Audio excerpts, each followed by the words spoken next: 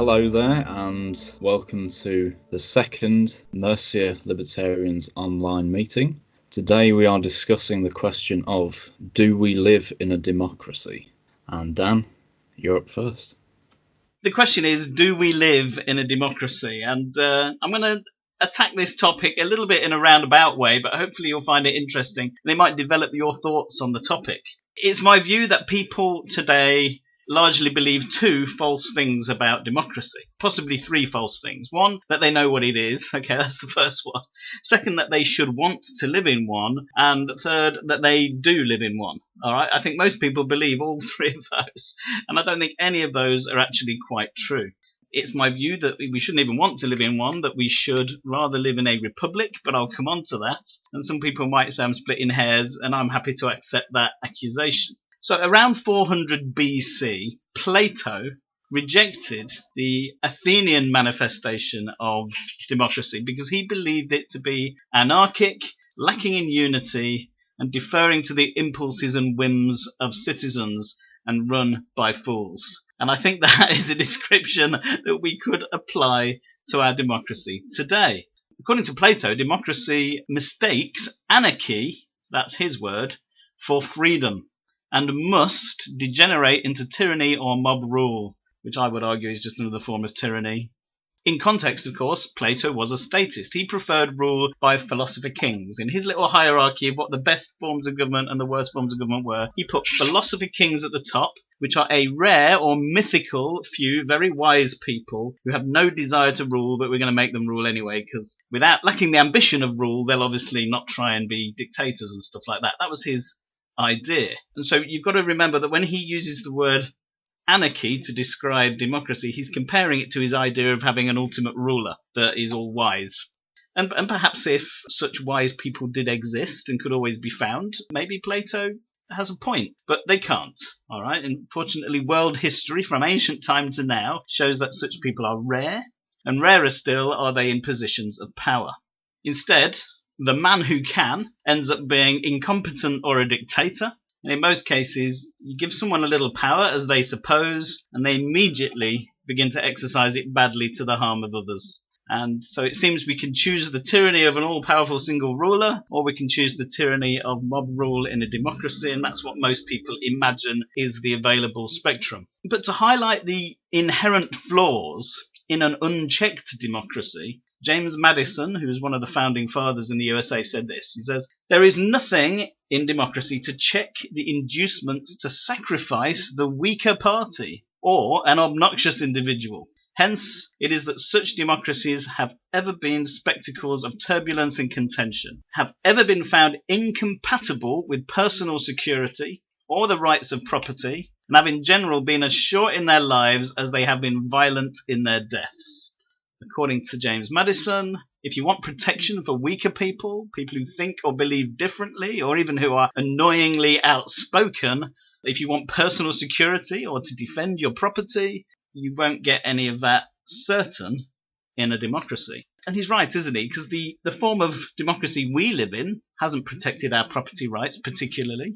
We might not have to worry about hordes of bandits roving across the moors, but we have other threats to our property rights all the time. And our democracy has at various times and in various ways punished or coerced those who believe differently or wish to live differently to the great mass of people. So here's the thing. Unchecked democracy allows people, you, me, our neighbours, our work colleagues, ordinary people, to use state power to do things they couldn't otherwise do, things they wouldn't dream of doing on an individual basis. And I mentioned some of this last week. None of your neighbours would dream of stealing money from your wallet every paycheck to pay for their gym membership.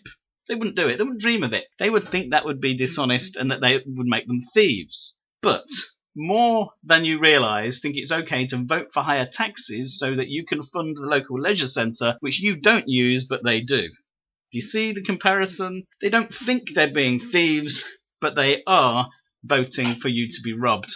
So Through democracy, what is to stop your neighbours from voting for higher taxes that rob you of your earnings, or passing laws to tax the size of your garden, something that Jeremy Corbyn was looking at, until you have to sell up because you can't afford to keep your own property, or to ban things you like, or coerce you to do things you don't like? With an unchecked democracy, one that we live in now, what's to stop that happening?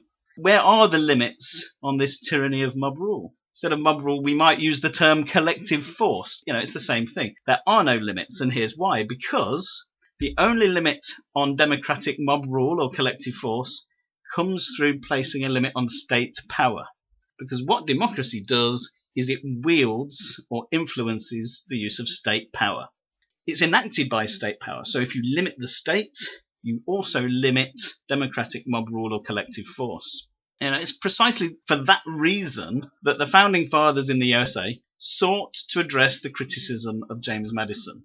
That he said, such democracies have ever been spectacles of turbulence and contention, have ever been found incompatible with personal security or the rights of property. We've looked at some of why that is. And so the founding fathers sought to counteract that by combining democracy with a republic.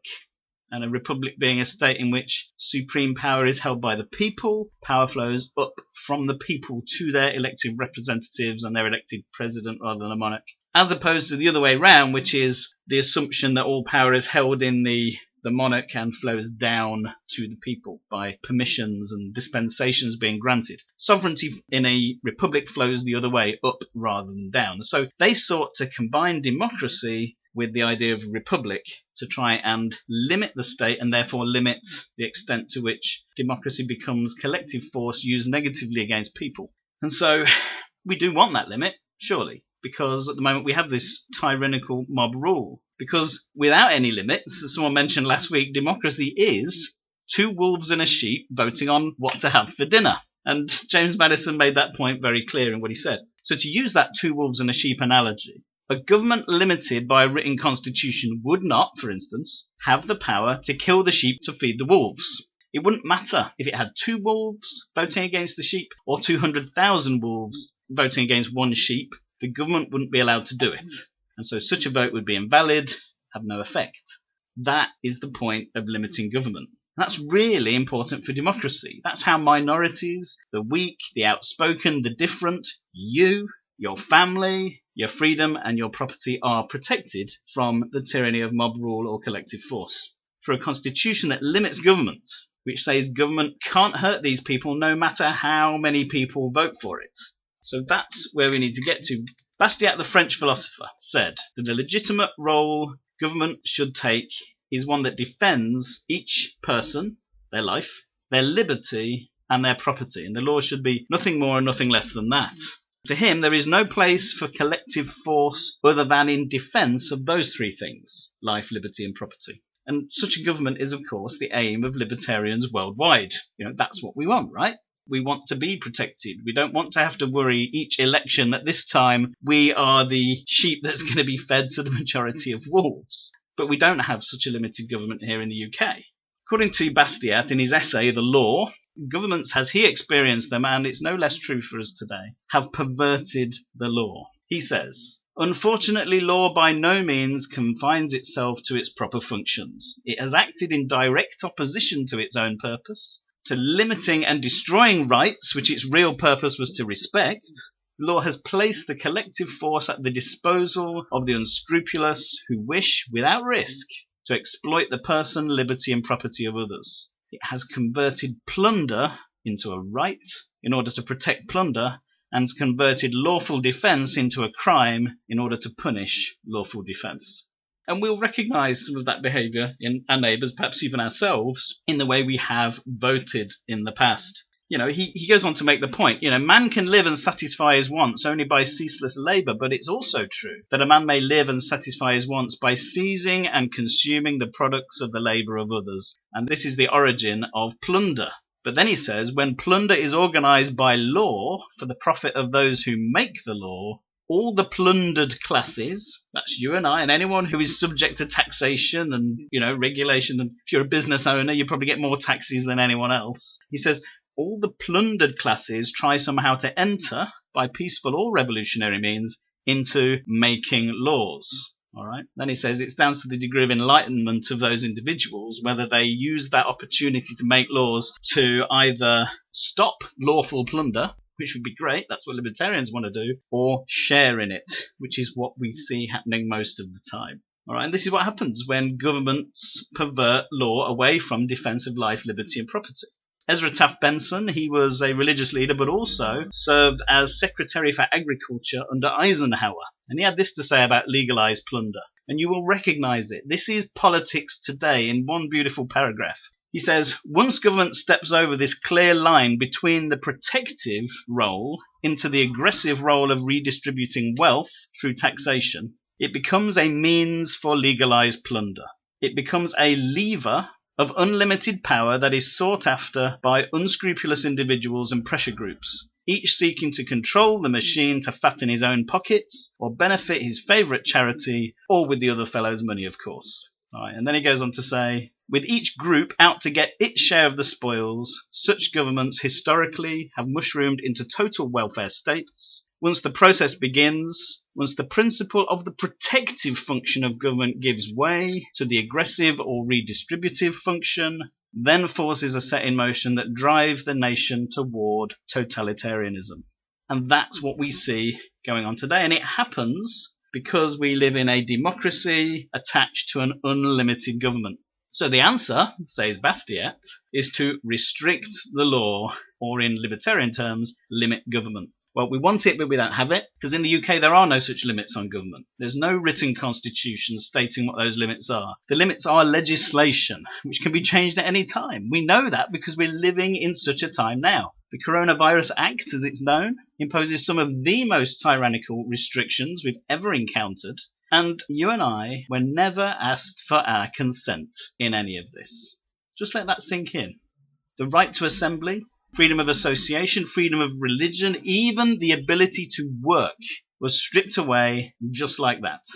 Now, we can argue about whether it was justified on account of what was going on in the big picture, but my point is that it happened without reference to you or me, and very quickly. This is unlimited government in action. We found ourselves in the EU in the same way. Unlimited government, signing treaties, plonking us in there, and finally we get a referendum. Almost too late. That's something that has to change. But even in the parliament, it is sovereign thing. You've got to remember, the courts ruled that parliament in this country is sovereign, not you and not me.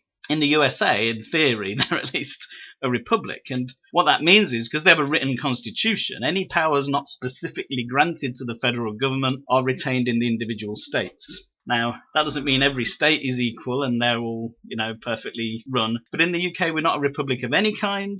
And as I was saying, the courts recently ruled that Parliament is sovereign, not you and not me. There is a definite downward flow of sovereignty in this country as far as the way it's set up is concerned, not an upward flow from you and me, which is what it should be. So, think about what happens in elections. You vote for a person and then they do whatever until you get to vote again. How much voice do you actually have? Would you really call it a democracy on the basis of the amount of voice you actually have? You only get a referendum when Parliament decides to give you one. And the whole Brexit campaign, that's still going on, by the way, showed exactly how little democracy we actually have on one hand.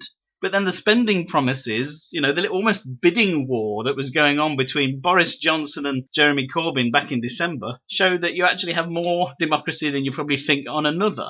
But it's the kind of mob rule we don't want, which is government essentially promising to buy your vote, bribe you to vote for them with not only your own money, but the money of your neighbours. That is what that is all about. Is that really a democracy? So we have, in my view, just enough democracy for those in power to legitimise and maintain their power. So I'm going to put to you another definition of democracy, one which we don't enjoy now, but which I would prefer. And it's certainly libertarian. How about we let each individual in the country make choices for themselves? Millions of little votes every day, manifested by the actions they take, each in the direction they prefer.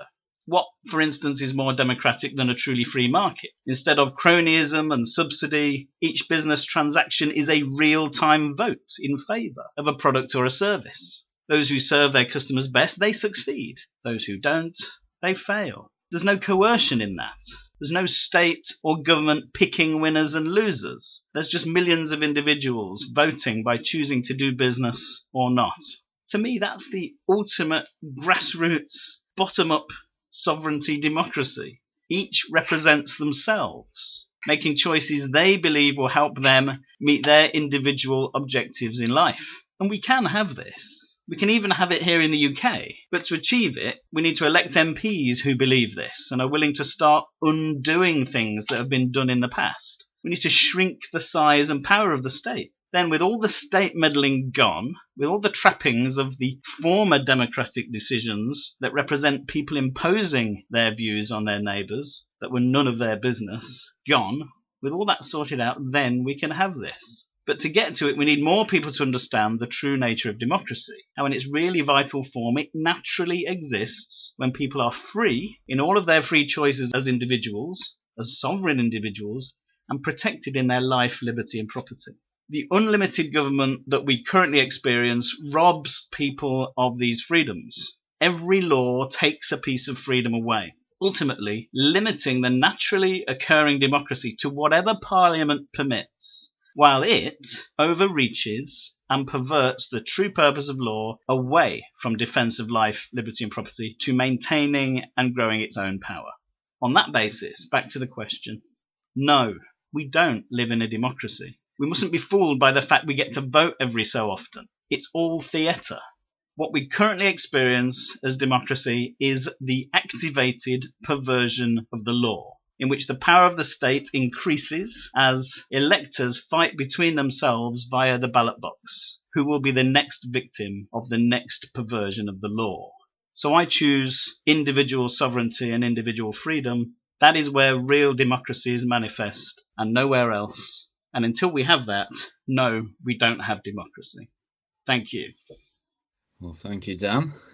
My viewpoint is not that different to Dan's in a sense, and it's been very interesting to hear what's just been said because it's almost a carbon copy of the speech that I had written out myself. But I suppose that's not all that surprising considering that we're both libertarians. Do we live in a democracy? I'm going to give a teacher's answer and say the answer is both yes and no. Yes, we live in an actual democracy, a version of it. No, we do not live in the ideal version, the conceptual version of democracy. Democracy is a relatively new concept, despite its assumedly long history. And the earliest examples, recognisable examples, originate in the 5th century BC. Democracy recognised within academia only dates back to the early 19th century from the writings of Thomas Paine, George Grote, etc., roughly coinciding with the first democratic American president in Andrew Jackson and Britain's legislated abolition of slavery in 1833. I just want to touch upon the development of democracy, where we came from and how we've got to where we are now. And you can really analyse this over the past 1,000 years. It was the stranglehold of the religious dominance of the Roman Catholic Church 1,000 years ago that brought the horrors of what you might call Christian supremacy. There was a significant loss of life in the series of crusades that occurred, the biggest international event of that time. The raping of women, the butchering of Jews and Muslims, the plundering of jewels, precious metals and arts for the profit of the church, at the order of Pope Urban II, who deceived those of faith that they would be absolved of their sins and be granted eternal glory in the eyes of God for committing acts of atrocity. And that really is demonstrating a remarkable parallel to the Renaissance era of European colonialism under assumed democracies.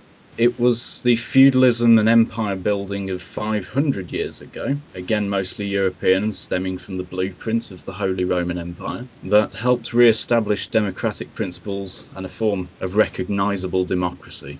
Here in Britain, it was the Glorious Revolution of 1688 and the overthrowing of James II by William III that entrenched the primacy of Parliament over the monarchy. And with it came the shift from oppression rooted by religion to freedom rooted by politics.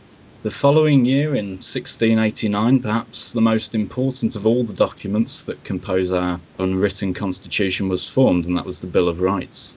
The Bill of Rights limited the power of the Crown. It established a rudimentary system of parliaments and elections.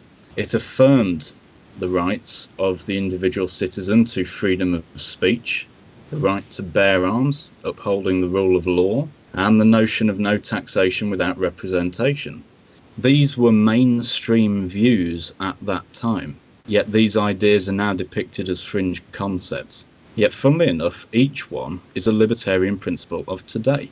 So it follows that we as libertarians are not asking for new rights to be granted to us. We are simply asking for our inherent rights to be given back to us and affirmed in a single untouchable law, in a formally recognised written constitution. It stands, as Dan said, that not a single person, both dead or alive, has ever given express consent to be governed, by representative or otherwise. No poll has ever been taken. Elections are simply popularity contests. It's about as meaningful as voting for your favourite contestant on the X Factor. Democracy, in its variety of forms, has failed to reverse the oppressive tide of statism that has been ingrained in world affairs for millennia, and I made reference to this previously. The democracy has endured only through the tacit approval of the people within the countries in which it has been tried. Not a single nation state has ever put the people's will to the test. This highlights an important question. If we assume the quantity of our democracy, can we really assume the quality of our democracy is high? Now, the etymology of the word democracy is Greek. It's formed of demos, meaning people, and kratos, meaning power, therefore translating as people power. Yet we, the people, do not truly have power. To take the experience of the coronavirus as a prime example of the erosion of this principle, the state has acted in a very top-down manner, operating from above by jettisoning, albeit temporarily, potentially, jettisoning civil rights and liberties for the sake of an untried, untested, anti-scientific and anti-human response to combat a virus, the deadliness of which is no greater than that of flu on a seasonally adjusted basis. The ends do not justify the means. The decisions of our governments have gone completely unchecked by the traditional democratic system, yet it is we the people who have stood against the lockdown, stood against social distancing, and have challenged our representatives over the handling of the pandemic. Before this, even at the election in December, both of the two major political parties stood on a platform of high taxation and high spending. For the nearly 80% of people who voted for those two parties, Labour and Conservatives, there was little to no real choice. Contrary to the etymology of the word, the people do not have power, but the politicians do, now in a group of their own and apart from the citizenry. Why does the state act in this way? Well, it hasn't always been so. Up until the mid-1800s, Britain and many other democracies were distinctly libertarian in nature. In the year 1900, the public sector stood at just 10% of gross domestic product. Now it's above 40%. Over this period, the state has assumed a mass of illegitimate functions. There are departments for literally everything.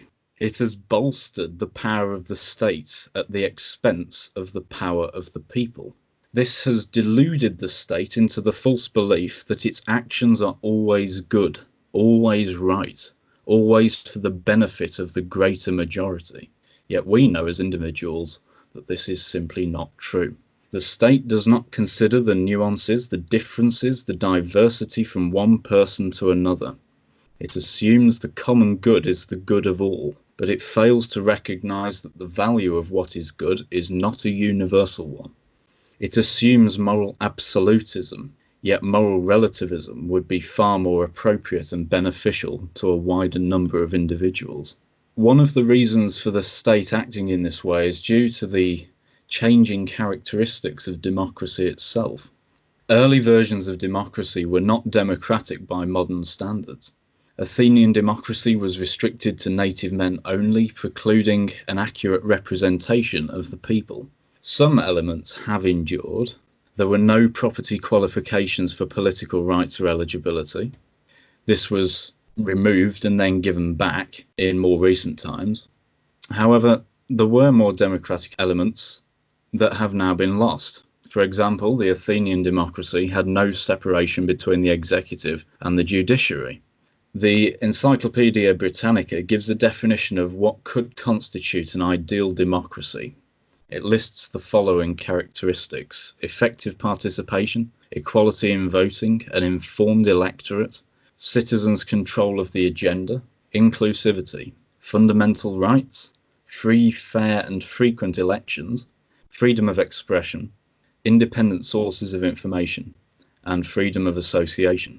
It took centuries for women, and in some cases minority ethnicities, to be given the vote at all, and to be granted the potential for representation in any parliament under a democracy.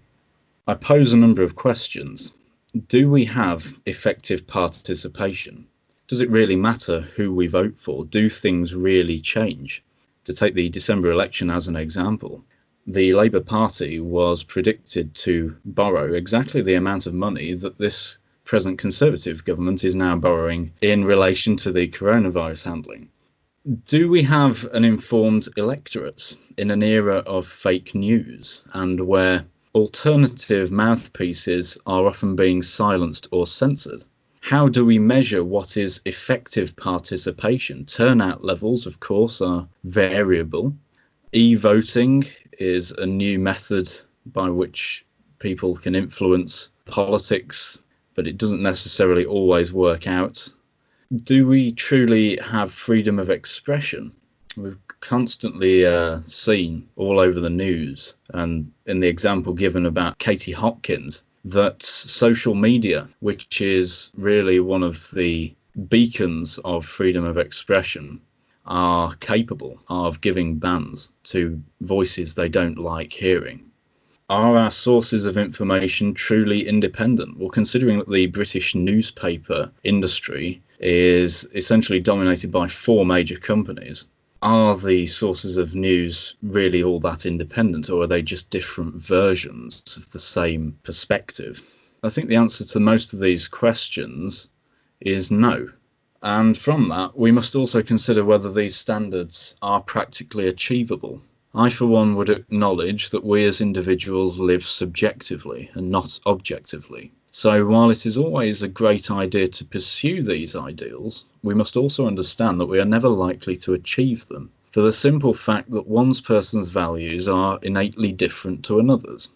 These thoughts point to the fact that our democracy is better now than it has been before, but it is by no means the best it can be. And I would refute the suggestion of moving to a republic. I don't think a republic is all that ideal, because under a republic you would still have the potential for no proportional representation, no true representation. The power for direct democracy is potentially diminished. And if you were to take the example, the supposed republic of the United States of America, if you were to examine how authoritarian that structure was in the 1930s, where the states became completely overbearing in the wake of the Great Depression, if you were to look at the way in which it had a hand, the state had a hand in near enough every aspect of the economy, and therefore people's freedom during that time, it becomes a scary and frightening concept,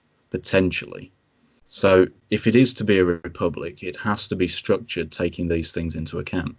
I suppose, in conclusion, that our present democracy can really be summed up in the words of Sir Winston Churchill in 1947, where he said, "Many forms of government have been tried, and will be tried in this world of sin and woe. No one pretends that democracy is perfect or all-wise. Indeed, it has been said that democracy is the worst form of government, except for all those other forms that have been tried from time to time." Thank you.